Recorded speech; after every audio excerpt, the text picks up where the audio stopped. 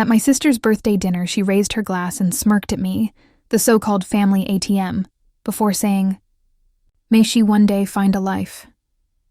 The table burst into laughter, the sound of it sharp and gleeful. I smiled, nodded, took a calm sip of my wine, and then lifted my own glass. "To the birthday girl," I said, my voice steady, "who just lost her lease, her car payment, and next month's tuition."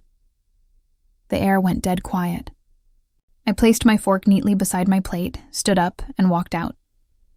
No one laughed after that, but they did call, 42 times to be exact, humiliating me in front of everyone, even though I was the one quietly keeping my sister Amanda's life from collapsing.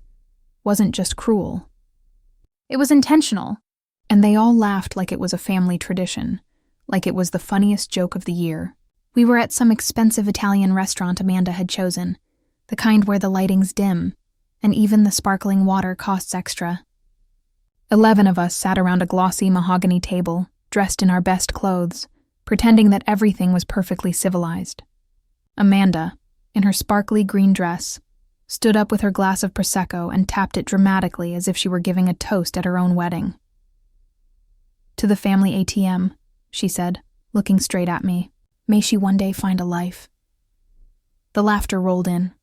My mom, my dad, cousins, even my aunt who hadn't spoken to me in 6 years. Everyone thought it was hysterical. My cousin Kyle actually muttered, "Damn, that's savage," while grinning like a fool. I just nodded, playing along, because that's what I always did. I smiled through the sting, took another slow sip, and then raised my own glass. "To the birthday girl," I said softly, "who just lost her lease, her car payment, and next month's tuition." The silence that followed was deafening. You could hear someone set down a knife, the scrape of silver against porcelain. I didn't say another word. I stood, pushed in my chair, and walked right out of that overpriced restaurant with every pair of eyes following me. By the time I got to my car, my phone was vibrating nonstop.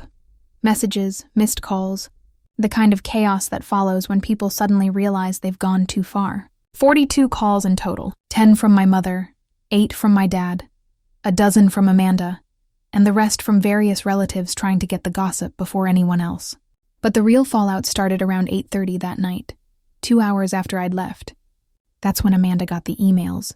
The lease guarantor, me, had withdrawn. Her next college payment had been reversed. Her car loan autopay canceled. It didn't take long for her to put the pieces together. The texts started pouring in fast. "What's going on? This isn't funny. Call me now." Then finally, "Please." I ignored every single one. At 11:03 p.m., as I was just climbing into bed, I saw headlights sweep across my driveway.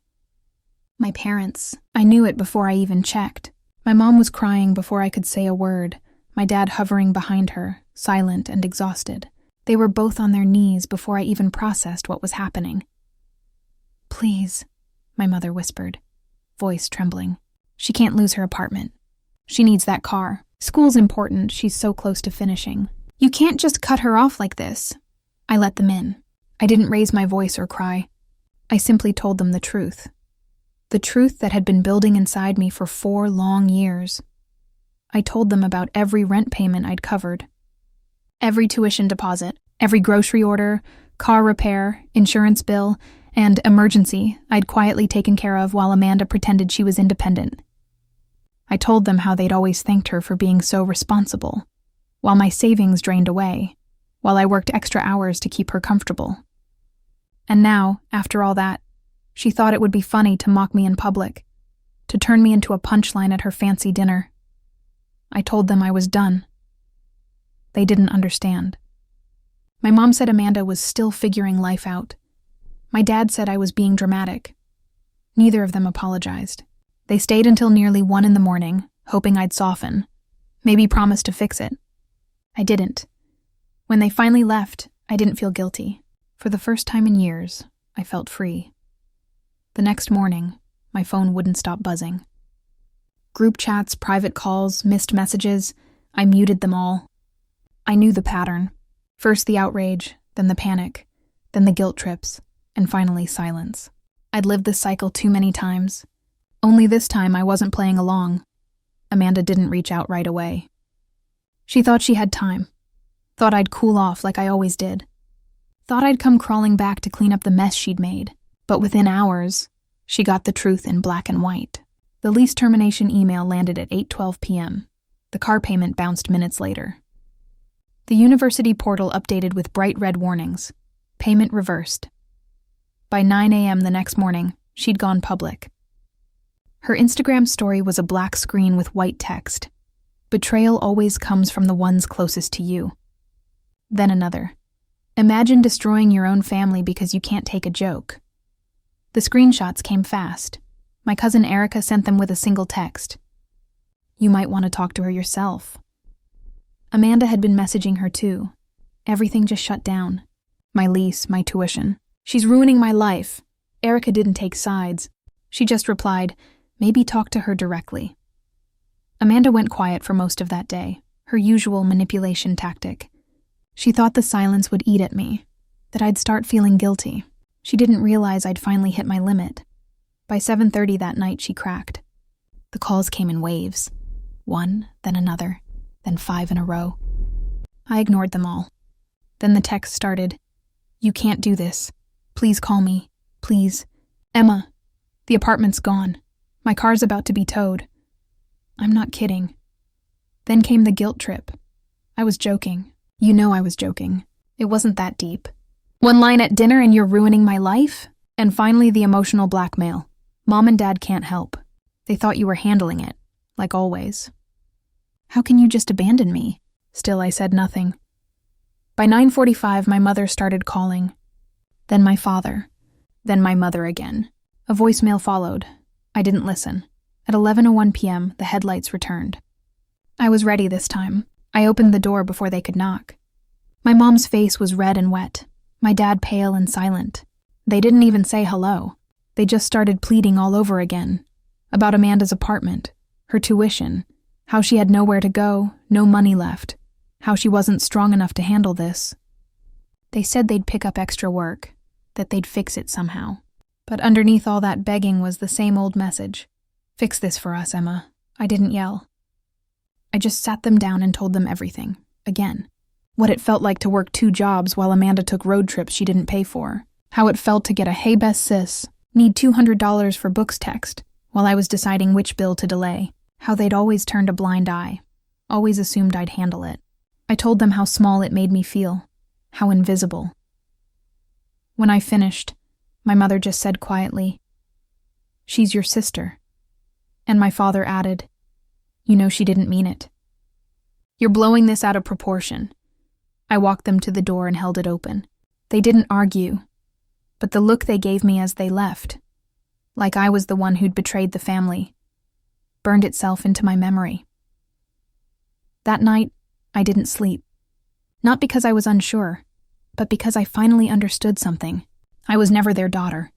I was their safety net, their backup plan. For a full week, silence. No calls, no messages. Amanda disappeared from social media. The family group chat went dead. Even my parents stopped trying. It was like I'd been erased from the family. Then, out of nowhere, Friday evening, a voicemail from my mom. I ignored it. A few minutes later, a text. "Hey, sweetheart. We're having a little family gathering tonight. Just close family. It's about you. Please come after work. It's important, no guilt trip. No begging." Which was exactly why I knew something wasn't right. Still, curiosity got the better of me. Maybe, foolishly, I thought this was their way of making amends. Maybe they finally understood. I pulled into their driveway at 6:30. The porch light was glowing and there were balloons tied to the mailbox. I could hear music and laughter from inside. Too normal, too cheerful. When I stepped through the door, I froze. The living room was decorated like a cheap party scene. A banner hung across the wall that read, "World's Best Daughter." There was cake, chips, drinks, and faces I hadn't seen since Amanda's birthday dinner. My parents, Amanda, my cousins, the same people who had laughed at me, humiliated me, and then begged me for mercy. They smiled like nothing had ever happened. My mom hugged me. My dad said, "Good to see you." And Amanda? She smiled like she hadn't just spent 2 weeks trying to destroy me. For a brief, eerie second, I truly thought I had stepped into another reality. They handed me a small silver box and said they wanted to show appreciation for everything I'd done, for all the years of support, for being the one who held the family together. Inside was a t-shirt that read, "Reliable, resourceful, real." Corny, sure, but it made me smirk. There was also a framed family photo from 5 years ago before Amanda started spiraling, and I turned into a walking ATM. I am Omi. It was the kind of gesture that felt personal, thoughtful, almost like they meant it. People asked me about work. They listened. Actually listened. Nobody interrupted. Nobody turned the conversation toward Amanda. It was like the spotlight had shifted, and for once, it was actually on me. For an hour, it felt decent. Then I asked a simple question. So what's the plan-o? Amanda's rent's due soon, right? She still only makes $800 a month. That won't cover $1 or $100. The room got quiet in that way where you can hardly ice in someone's drink. Amanda didn't say anything. She looked at my dad. My mom gave a little shrug like she was preparing to deliver bad news as softly as possible. Well, we haven't figured that part out yet, she said. We were hoping maybe after tonight you might reconsider helping. Just until Amanda finds something better. My dad added, we just thought after everything you'd realize how much we appreciate you. You've always been the dependable one. We thought we could count on you. Then my mom looked right at me. We're not saying we expect it, but if you won't help, your father and I will probably need to take on second jobs. We thought you were family. We didn't expect you to turn your back on us like this. It was all there. The guilt, the pressure, the emotional manipulation, wrapped in a party and topped with asmile. They hadn't changed. They just dressed the guilt in balloons and cake. I didn't make a scene. I didn't argue. I just stood up and said, "Come see me when you actually need the money." And I left. I didn't look back. I didn't take the t-shirt. I didn't even take the photo. 2 weeks later, they showed up at my place again. But this time, they weren't asking. They were ready to beg. It was a quiet knock at my door around noon on a Saturday. My mom texted right before they arrived. "We need to talk. Please don't ignore this." When I opened the door, there was no drama, no pretense. Just my parents standing there, both looking worn out. My dad had a manila folder in his hand, and my mom looked like she hadn't slept. Amanda wasn't with them. They came in, sat down, and just stared at me for a few seconds like they were trying to decide where to begin. Then my dad pulled a few pages out of the folder and spread them on the coffee table. Numbers, bills, letters. One was from the landlord eviction notice. One from the car loan company, default warning. The others were tuition emails and bank statements, showing Amanda's checking account sitting at 2438 days. My mom said it straight. She's drowning. If she misses next week's rent, she's out. The car is 2 days from being towed. Her job already warned her that if she loses transportation, they'll cut her. She won't survive like this. Then she said what they'd really come for. We need help. Real help. Everything. Rent, car, tuition. We added it up. It's just under 20,000. She said it like it was a single word, just under 20,000, as if that would soften the impact. I sat there and looked at them for a moment. Not angry, not emotional, just clear. Then I walked into the other room and came back with a folder of my own. Inside were 2 printed pages, a contract I had written that morning. I'd been expecting this. Just didn't know how soon it would happen. The contract laid it out. Loan of $20,000 repayable in full over 24 months. No interest, no penalties unless payments were skipped. Signed by Amanda and one of them. I placed it on the table insolence. My mom stared at it like it was some kind of betrayal. What is this? She asked, already knowing. My dad didn't even pick it up at first. He just looked at me. You want us to sign a contract for helping your own sister? Yes, my voice didn't shake. I didn't need to explain it. I'd done everything without rules before. That's why they were back, because they expected the same thing. But I had changed and now there were boundaries. My mom started first. We're not strangers. We're your parents. What happened to you? What happened to you? I Zaid, and that's when the shouting started. Not screaming. Just that cold, brittle kind of anger people use when they feel cornered. We raised you, my dad said. We thought we could trust you, my mom added. You've always taken care of her. We just assumed you would keep doing it. We didn't expect this. You expected I'd keep paying so Amanda could keep playing, I said. You expected I'd keep rescuing her while you cheered Heron and laughed at my expense. And now I'm just supposed to fix it again. They didn't sign. They left angry. My mom called me selfish. My dad said I was heartless. They slammed the door behind them. I thought that was it. But 3 days later, my mom came back alone. No drama, no tears, just quiet. She walked in, sat down, picked up the contract from where I'd left it untouched on the coffee table. She read it again, then signed. Didn't even ask if Amanda had to. She just signed on her behalf. I wired the full $20,000 the next morning, sent the confirmation email, no reply. Amanda never texted, not to say thank you, not to say anything. And that was the last I heard from any of them for weeks. No check-ins, no updates, no birthday call. It was like I'd finally become invisible. Except this time I didn't care. Weeks went by. Nothing. After wiring the $20,000, I half expected a response. Even a short email confirming they got the money or a one-word text from Amanda. But there was nothing. Just this calculated echoing silence. No, thank you. No, we'll keep you updated. Nothing.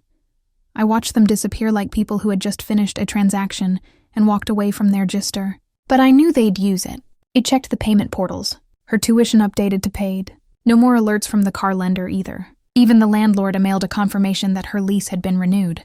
Amanda's life didn't fall apart. Mine just got edited out of it. Instagram told a different story.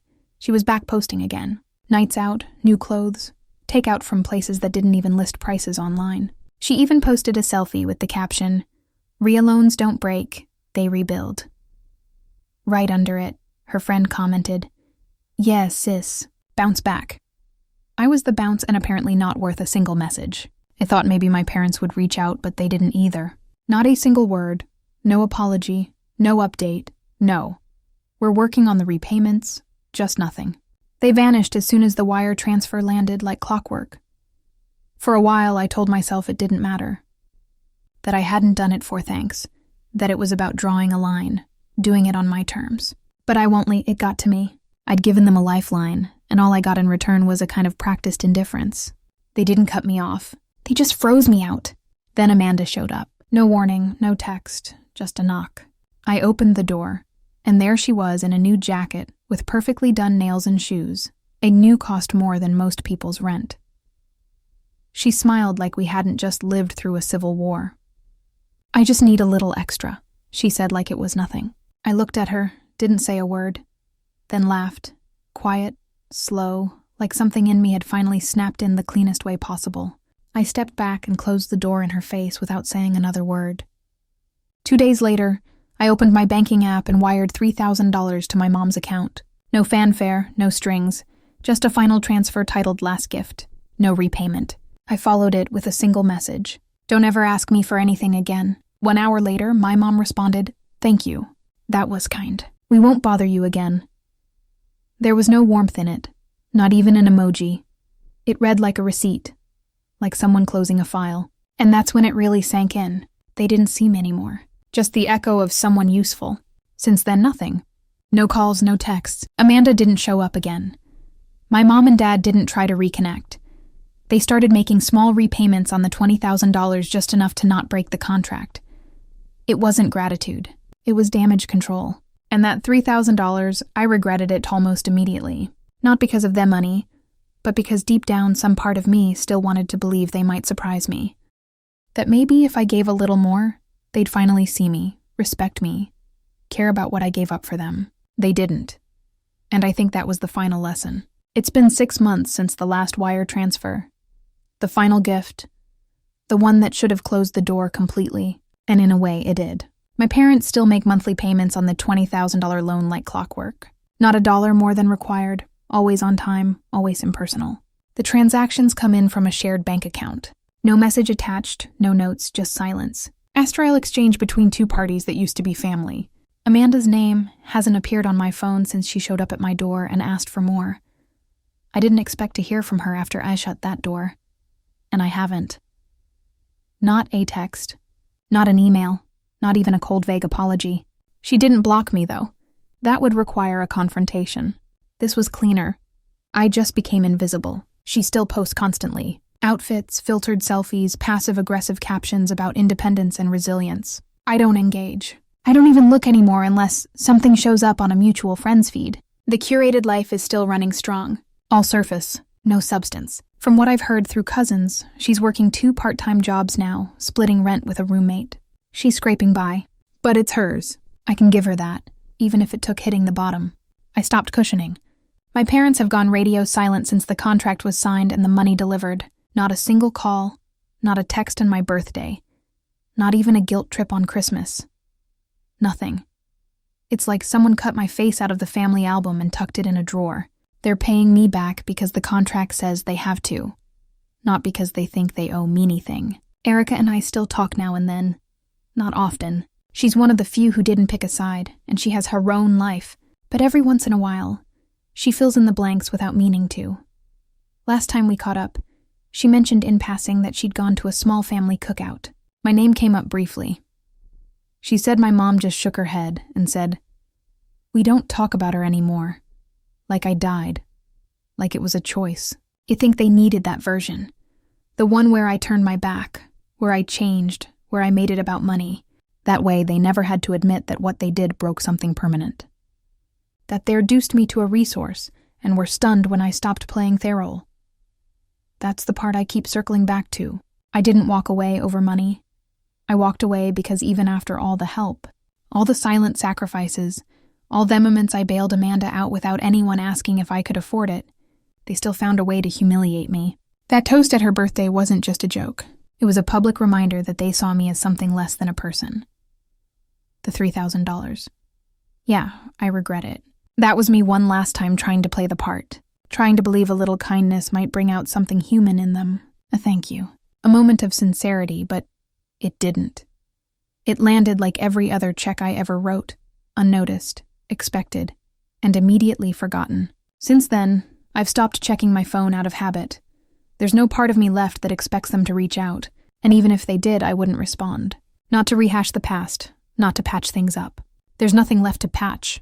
They still have each other. Amanda still has their loyalty. They'll keep paying the loan like it's a parking ticket. And when it's done, I don't expect I'll ever hear from them again. I'm okay with that. I don't want revenge. I don't want a reconciliation built on guilt. I just want peace. And for the first time in my life, I have it. No more 2 a.m. calls asking for help. No more pretending jokes at my expense are harmless. No more trying to earn approval that was never going to come. Just quiet. My own money. My own life. My own space. No roles to perform. No versions of myself to distort for someone else's comfort. And if this is what the end of a family looks like, at least it's honest. At least now I finally know who I am when I'm not saving anyone.